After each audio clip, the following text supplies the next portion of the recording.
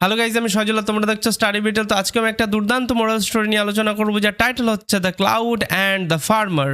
Cloud কথার অর্থ হচ্ছে মেঘ, এখানে ও ইউ একত্রে আউ সাউন্ড হবে, তো ওই কারণে ক্লাউড মানে মেঘ, অ্যান্ড মানে এবং, দ্য ফার্মার এ আর আর সাউন্ড করছে, এটা আর কন্ট্রোল ভাওয়েলের মধ্যে পড়ে, ইয়ারটাও আর সাউন্ড, তো ওই কারণে ফার্মার এরকমভাবে এটার উচ্চারণ হচ্ছে। ফার্মার কথার অর্থ হচ্ছে কৃষক। এই যে গল্পগুলো তোমাদের যেগুলো পড়াই আমি, সেখান থেকে তোমরা কিন্তু ইংরেজি উচ্চারণ, গ্রামার, স্পেলিং রুলস সমস্ত কিছু কিন্তু তোমরা জানতে পারো এবং অনেক নতুন নতুন মানে শিখতে পারো।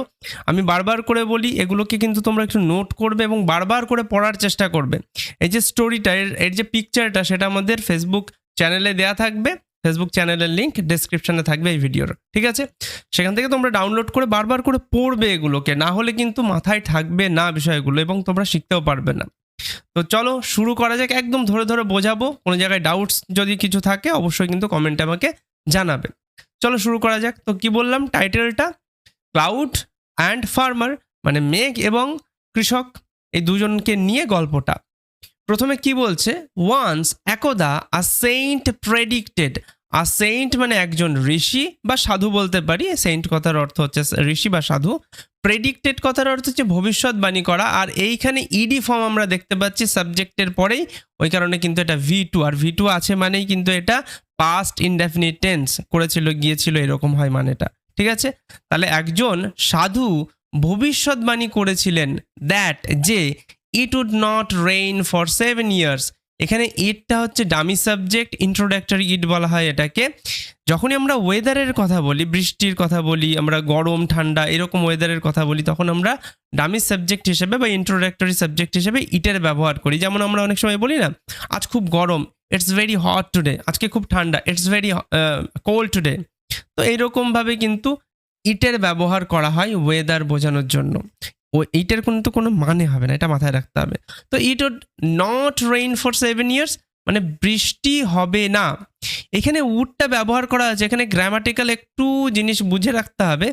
উড বলতে হতো এরকম বোঝায়, কিন্তু যেহেতু এটা পাস্ট আগেই বলা হয়েছে যে পাস্ট ইনডেফিনিট টেন্স, তারপরে কিন্তু একই সেন্টেন্সে উডের ব্যবহার করা হয়েছে, মাথায় রাখতে হবে যদি এরকম হয়।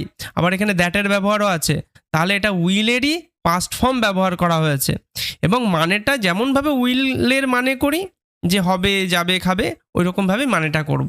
মানের কোনো পরিবর্তন হবে না, উড আছে বলে। তো would not rain for 7 years, এইখানে ফরের মানেটা হবে ধরে। যখনই আমরা এখানে সময় পাবো, ফরের পরে সময়ের ব্যবহার থাকবে। 7 years একটা সময়ের কথা বলছে, তখন ফর মানে জন্য হবে না, ফর মানে ধরে হবে। তো মানেটা এরকমভাবে হবে যে it would not rain for 7 years মানে 7 বছর ধরে বৃষ্টি হবে না, এরকমভাবে হবে মানেটা। তো একজন ঋষি ভবিষ্যৎবাণী করেছিলেন যে 7 বছর ধরে বৃষ্টি হবে না। When a simple farmer heard this news, যখন একজন সাধারণ, সিম্পল ফার্মার কৃষক, যখন একজন সাধারণ কৃষক, হার্ড, হিয়ার থেকে হার্ড কথাটা এসেছে, শুনেছিলেন, দিস নিউজ এই খবরটা শুনেছিলেন। হি টুক হিজ প্লাউ, সে, টুক মানে হচ্ছে নিয়া, তাহলে নিয়েছিলেন, টেক থেকে টুক হয়, সে নিয়েছিলেন, হিজ মানে তার, প্লাউ কথার অর্থ হচ্ছে নাঙল। প্লাউ কথার অর্থ হচ্ছে জমি চাষ করাও হয়, কিন্তু এটা মাথায় রাখতে হবে, নাঙলও হয়, জমি চাষ করা, এই দুটো মানেই কিন্তু প্লাউ এর মানে হয়। আর এখানে ও ইউ জিএইচ একত্রে আউ সাউন্ড দিচ্ছে, এখানে জিএইচ সাইলেন্ট, জিএইচ এর উচ্চারণ হচ্ছে না, এই কথাটা একটু মাথায় রাখতে হবে। তাহলে সে নিয়েছিল তার নাঙলটি, অ্যান্ড এবং, কেপ্ট, কিপ থেকে কেপ্ট আসে, রেখে দিয়েছিলেন, ইন হোম ঘরের মধ্যে, অ্যান্ড এবং, থট ভেবেছিলেন, O U G H T ought sound দেয়, প্যাটার্ন হিসেবে কাজ করে। তো থট ভেবেছিলেন, if it would not rain for 7 years যদি বৃষ্টি না হয়, এই ইট উড নট রেইন মানে বৃষ্টি না হয়, ফর 7 years 7 বছর ধরে, যদি 7 বছর ধরে বৃষ্টি না হয়, দেন তাহলে ইট ইজ এরকম, ঠিক আছে? কন্ট্রাক্টেড ফর্মে লেখা আছে এটা। তো ইটস নট নেসেসারি, নেসেসারি কথার অর্থ হচ্ছে প্রয়োজনীয়, নট নেসেসারি মানে প্রয়োজন নেই, নেসেসারি এরকম ভেঙে ভেঙে উচ্চারণ করতে হবে যদি একটু বড় শব্দ তোমরা দেখতে পাও, ঠিক আছে? তো দেন ইটস নট নেসেসারি, তাহলে এটার প্রয়োজন নেই। টু ইরিগেট, কি করার প্রয়োজন নেই? ইরিগেট করার প্রয়োজন নেই। ইরিগেট কথার অর্থ হচ্ছে জল সেচ দেওয়া জমিতে, জমিতে জল সেচ করা, মানে কৃত্রিম উপায়ে জমিতে জল দেওয়া, সেটাকে ইরিগেট কথা বলা হয়। তোমরা অনেকে শুনেছ জমিতে জল সেচ দেওয়া, তো সেচ কথাটাই বেশি তোমরা ভালো মতো মাথায় রাখতে পারবে আই থিঙ্ক। তো বলছে যেহেতু 7 বছর ধরে বৃষ্টি হবে না, তাহলে জমিতে আর সেচ দিয়ে কি হবে। দ্য ফিল্ড, এই যে দ্য ফিল্ড ওই জমিতে। হি স্যাট 3 days, সে বসেছিল 3 days মানে 3 দিন। অ্যাট হোম, বাড়িতে। উইথ নো ওয়ার্ক, কোনো কাজ ছাড়া। উইথ নো ওয়ার্ক মানে উইদাউট এনি ওয়ার্ক, কোনো কাজ ছাড়া। ওই উইদাউট এনি ওয়ার্কটাকে উইথ নো ওয়ার্ক ব্যবহার করা হচ্ছে, দুটোর মানে একই, ঠিক আছে। তার কোনো কাজ ছাড়া সে বসেছিল। বাট, কিন্তু, অন দ্য 4th day, মানে 4th দিনের দিন, 3 দিন ধরে বসেছিল, কিন্তু 4th দিনের দিন হি ফেল্ট বোর্ড, মানে সে বোধ করেছিল। ফেল্ট কথার অর্থ হচ্ছে বোধ করা, বোর্ড কথার অর্থ হচ্ছে একঘেয়ে। সে একঘেয়ে বোধ করেছিল 3 দিন ধরে বসে, 4 দিনের দিন আর তার ভালো লাগছে না, সে বোর্ড মানে একঘেয়ে বোধ করছে। তো হি থট, সে ভাবলো বা ভেবেছিল, if I would not irrigate the field, যদি আই উড নট মানে আমি না করি, ইরিগেট মানে জলসেচ যদি না দিই, দ্য ফিল্ড জমিতে জলসেচ যদি না দিই বা না করি, আই উইল ফরগেট, আমি ভুলে যাব, দ্য ইউজ অফ ব্যবহার করা, অফ প্লাউ মানে নাঙলের ব্যবহার করা আমি ভুলে যাব। যদি আমি মানে মাঠে সেচ না দিতে যাই, চাষবাস না করি, তাহলে আমি ভুলে যাব কিভাবে নাঙল ব্যবহার করতে হয়। থিঙ্কিং দিস, এই ভেবে, হি টুক, সে নিয়েছিল, হিজ প্লাউ, তার নাঙল নিয়েছিল, নাঙল তুলে নিয়েছিল, অ্যান্ড এবং ওয়েন টু ইরিগেট, এবং গিয়েছিল কি করতে, ইরিগেট করতে মানে সেচ দিতে জমিতে। হিজ ফিল্ড মানে তার জমিতে সেচ দিতে সে চলে গিয়েছিল। নাও এখন, হি ওয়াজ হ্যাপি, সে খুশি ছিল। হি ওয়াজ হ্যাপি মানে সে খুশি ছিল, দ্যাট যে he would practise irrigation in spite of no rain. তো এখানে কি বলছে, দ্যাট যে he would practise irrigation, irrigate থেকে ইরিগেশন কথাটা আসে, এটা নাউন ফর্ম। তো বলছে সে চালিয়ে গিয়েছিল, প্র্যাকটিস কথার অর্থ হচ্ছে নিয়মিত চালিয়ে যাওয়া, ইরিগেশন মানে হচ্ছে সেচের কাজ, ইন স্পাইট অফ কথার অর্থ হচ্ছে সত্ত্বেও, নো রেইন বৃষ্টি না থাকা সত্ত্বেও সে সেচের কাজ নিয়মিতভাবে চালিয়ে গিয়েছিল, এটা হচ্ছে এটার মানে। দেন তারপর, হি স, সে দেখেছিল, আ ক্লাউড ওয়াইল ওয়ার্কিং, তখন মানে ওয়াইল ওয়ার্কিং মানে হচ্ছে কাজ করার সময়। তো তারপরে সে দেখেছিল আ ক্লাউড, একটা ক্লাউড দেখতে পেয়েছিল, মেঘ দেখতে পেয়েছিল কাজ করার সময়। বাট, কিন্তু, he did not like to see it, কিন্তু সে ডিড নট লাইক মানে পছন্দ করেছিল না, টু সি দেখতে, ইট মানে এটাকে, অর্থাৎ ওই মেঘটাকে দেখতে পছন্দ করেছিল না। তো সে তো জানতো যে বৃষ্টি টিষ্টি হবে না, বেকার মেঘ এসেছে তাই।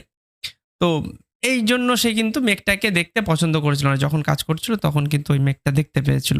আর ওয়াইল ওয়ার্কিং মানে কোনো কিছু করতে করতে কোনো কিছু হওয়া, এরকম কিন্তু সিচুয়েশন থাকলে ওয়াইল তার সাথে ভার্বের আইএনজি ব্যবহার করতে হয়, এটা একটু মাথায় রাখতে হবে। সাডেনলি, হঠাৎ, the cloud called the farmer and said, হঠাৎ করে দ্য ক্লাউড মানে মেঘ, কল্ড ডেকেছিল, দ্য ফার্মার ফার্মারকে, কৃষককে, অ্যান্ড সেইড এবং বলেছিল, ও ফুলিশ ফার্মার, ও বোকা কৃষক, it has been predicted, it has been মানে হচ্ছে এটাকে, এটা প্যাসিভ ভয়েসে লেখা হয়েছে, এটাকে ভবিষ্যৎবাণী করা হয়েছে, দ্যাট যে it would not rain for 7 years, বলছে 7 বছর ধরে বৃষ্টি হবে না, এটা তো ভবিষ্যৎবাণী করা হয়েছে। Why are you wasting your time in the field, বলছে ওয়াই কেন, আর ইউ তুমি, ওয়েস্টিং মানে হচ্ছে আর ইউ ওয়েস্টিং, এটা কিন্তু আর এর সাথে আইএনজি ফর্ম আছে বললে প্রেজেন্ট কন্টিনিউয়াস টেন্স, আর ওয়েস্ট কথার অর্থ হচ্ছে নষ্ট করা। বলছে তুমি কেন নষ্ট করছো তোমার সময় এই মাঠের মধ্যে।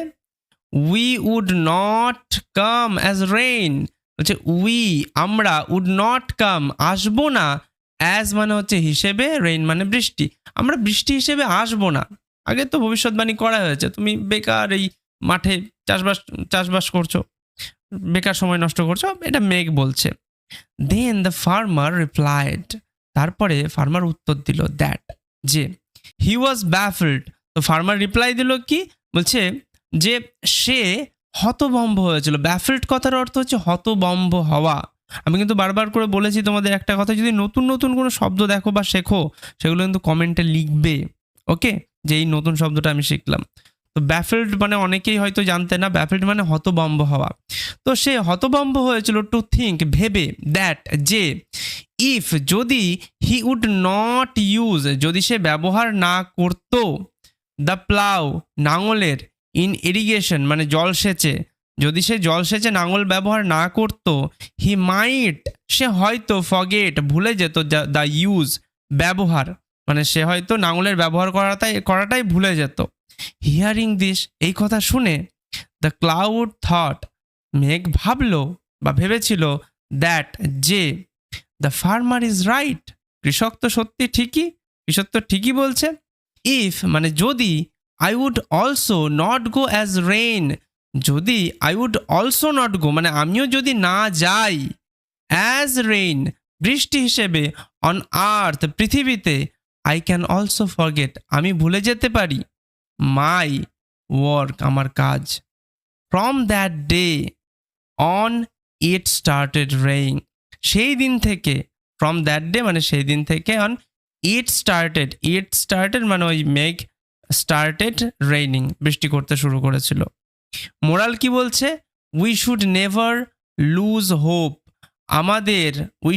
আমাদের উচিত নয়, নেভার কখনো উচিত নয়, লুজ মানে হারিয়ে ফেলা, হোপ কথার অর্থ হচ্ছে আশা, আমাদের কখনো আশা হারিয়ে ফেলা উচিত নয়। এখান থেকে আমরা একটা জিনিস শিখছি বা শিখতে পারলাম যে যদি আমরা কোনো কাজ, এটা বাস্তব কথা, যদি আমরা কোনো কাজ ঠিকমতো না করি অবশ্যই সেই কাজ কিন্তু আমরা আস্তে আস্তে ভুলে যেতে থাকি।